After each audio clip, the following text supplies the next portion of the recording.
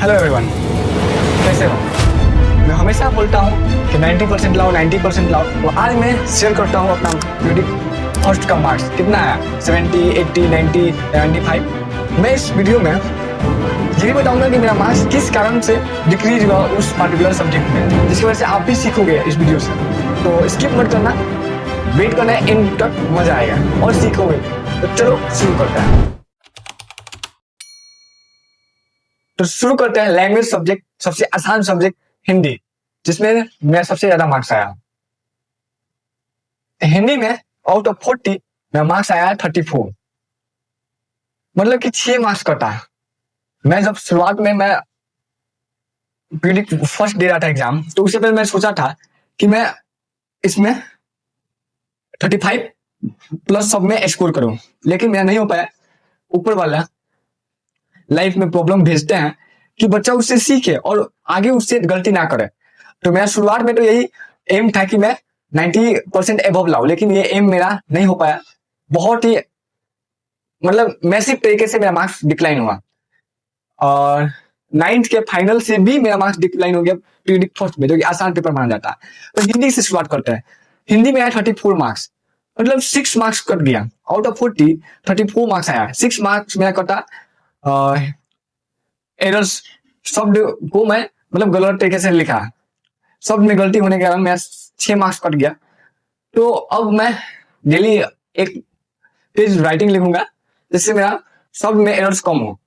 अब आते हैं इंग्लिश। मीडियम स्कूल का यही प्रॉब्लम रहता है कि उसके स्टूडेंट का ना हिंदी अच्छा रहता है, ना हिंदी वो अच्छे तरीके से लिख पाता है, ना वो इंग्लिश ही अच्छे तरीके से बोल पाता है। मेरा प्रॉब्लम ये है कि मैं तो 7 में पढ़ता नहीं था, 8 में भी नहीं पढ़ता था, 9th में थोड़ा पढ़ना शुरू किया और 10 में मेरा एम था 90%।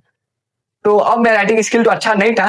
जो टॉपर है उनका, टॉपर तो का तो 8 अगर पढ़े है, 9th पढ़े हैं, तो उनका राइटिंग स्किल पहले से वो उनका हैबिट अच्छा है, राइटिंग स्किल वो उसमें अच्छा है, लेकिन मेरा अच्छा नहीं था और नहीं है। मैं अब डेली एक पेज लिख रहा हूँ। राइटिंग स्किल की वजह से ही मेरा मार्क्स कटा इंग्लिश में। इंग्लिश में मेरा मार्क्स आया है 22, मतलब कि 18 मार्क्स कटा। सबसे ज्यादा मार्क्स इसी में कटा है। C+, ग्रेड C+ है, तो इसमें मेरा मार्क्स कटा है। मैं क्वेश्चन पेपर गया तो 1.5 घंटा का क्वेश्चन पेपर था, टाइम कंज्यूम हुआ मेरा पैराग्राफ में। फिर ग्रामर से एरर्स बहुत हुआ भाई। उसके बाद आंसर राइटिंग में मतलब पास्ट टेंस को प्रेजेंट टेंस में लिख दिया, प्रेजेंट टेंस को पास्ट इंडेफिनिट में। मतलब इतना बुरा हाल है मेरा ना ग्रामर में कि पूछो मत। आंसर राइटिंग भी लिखने नहीं आ रहा, ये हैबिट से भी होता है। तो मैं अब डेली प्रैक्टिस कर रहा हूँ इसको कि इंप्रूव करूं, कि मैं मेरा बोर्ड एग्जामिनेशन में इतना एरर्स ना हो। तो इंग्लिश में 22 आया, मुझे पता है कि कम आया, लेकिन अपने आप पे कॉन्फिडेंस है मुझे कि मैं अच्छा कुछ करूंगा। तो मैं इस पे टाइम दे रहा हूँ, इंग्लिश पे खास करके। अब मैथ्स पे आते हैं। देखो, ऑनेस्टली में बताता हूँ कि मैं एक्सटॉपर में एनरोल हूँ।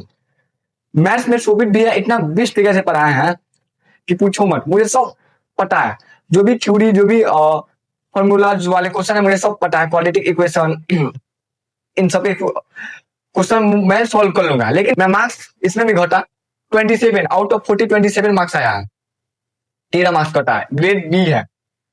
इसमें इसलिए मैं मार्क्स घटा क्योंकि मेरा जब टेस्ट हो रहा था तो मैं पैनिक हो गया, मैं घबरा गया, जिस वजह से मेरा मार्क्स घट गया। और मेरा टाइम मैनेजमेंट भी बढ़िया नहीं है। आपका भी अगर ऐसा है तो आप प्लीज प्लीज प्लीज इन सब आप वीक पॉइंट्स को नोट कीजिए और इन पे टाइम दीजिए, जिसकी वजह से आप भी इंप्रूव करें।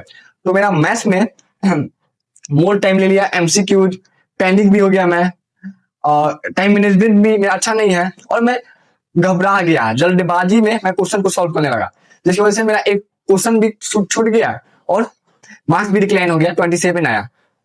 तो मैं इन वीक पॉइंट पे इंप्रूव करूंगा। अब आता है SST भाई इतना आसान, जिसमें आप बना बना के भी लिख दोगे ना, थोड़ा सा भी पढ़े रहोगे, और आपका इंग्लिश अच्छा है, बना बना के भी लिख दोगे ना, तो उसमें मार्क्स आपका अच्छा आ जाएगा। मैं SST में सब लिख लिया, जल्दबाजी में तो सब लिख दिया, और मैं उसको सबमिट भी कर दिया। और मैं बाद में देखा कि मेरा 5 नंबर वाला क्वेश्चन छूट गया, मतलब कि एक लास्ट सेक्शन का क्वेश्चन था, 5 नंबर और वाला टाइप का क्वेश्चन था। मैं उसको छोड़ के क्वेश्चन को सब कंप्लीट कर दिया और सर को दे दिया। और बाद में देखा कि भाई वो 5 नंबर क्वेश्चन तो छूट ही गया। तो कभी भी क्वेश्चन को बनाने के बाद क्रॉस चेकिंग करो कि मैं सब क्वेश्चन को तो अटेम्प्ट किया हूं कि नहीं, जिसकी वजह से आपको कॉन्फिडेंस आएगा कि हाँ भाई मैं किया हूं, मेरा मार्क्स इंक्रीज होगा और मैं अच्छा मार्क्स ऑब्टेन करूंगा।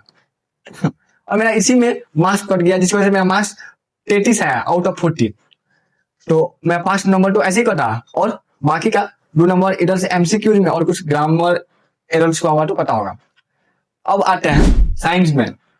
स्टूडेंट मानते हैं कि सबसे आसान सब्जेक्ट कौन है, साइंस है, केमिस्ट्री है, बायो रट लोगे तो काम चलेगा। मैं साइंस में बायो में आसान क्वेश्चन था, लेकिन क्वेश्चन आया था एक्टिविटी से, जो कि मैं नहीं देख पाया। मैं एक्टिविटी का क्वेश्चन ही नहीं किया, एक्टिविटी को देखा ही नहीं, जिसकी वजह से एक्टिविटी का क्वेश्चन आ गया, 2 नंबर उसमें चला गया। फिर केमिस्ट्री में बैलेंसिंग में मेरा क्वेश्चन कट गया, बैलेंसिंग को खास करके प्रैक्टिस करो। और फिजिक्स में आ गया, फिजिक्स में मैंने क्वेश्चन को अच्छे तरीके से नहीं पढ़ा, इनफाइनाइट टाइप का क्वेश्चन था, उसको मैं एनीफाइनाइट लिखा था, उसको मैं इनफाइनाइट पढ़ लिया और न्यूमेरिकल्स में गलती हो गया, जिसकी वजह से मेरा मार्क्स इसमें 27 आया। मैथ्स वाला हाल है, मैथ्स में भी 27 और साइंस में भी 27 आया। तो टोटल परसेंटेज बनता है 71.5%, जो कि बहुत कम है, बहुत रिग्रेट होता है। मैं ऑनेस्टली बता रहा हूं कि अपनी क्लास में सबसे पहले सिलेबस कंप्लीट किया किस चीज में, प्रीडिक्ट 1 का जो भी आ रहा था चैप्टर, और मुझसे गलती ये हो गया कि मैं क्वेश्चन को कम सॉल्व किया, जिसकी वजह से मेरा मार्क्स इतना डिक्लाइन हो गया। तो ये होता है कि ऊपर वाले कठिनाइयां भेजते हैं, प्रॉब्लम लाते हैं कि बच्चा उससे सीखे। अगर मेरा मार्क्स नहीं कटता तो मैं कैसे देखता कि मेरा मार्क्स कहाँ कट रहा है, मैं अपने वीक पॉइंट को कैसे आइडेंटिफाई करता। तो जो भी होता है अच्छे के लिए होता है, पॉजिटिव वे में लो।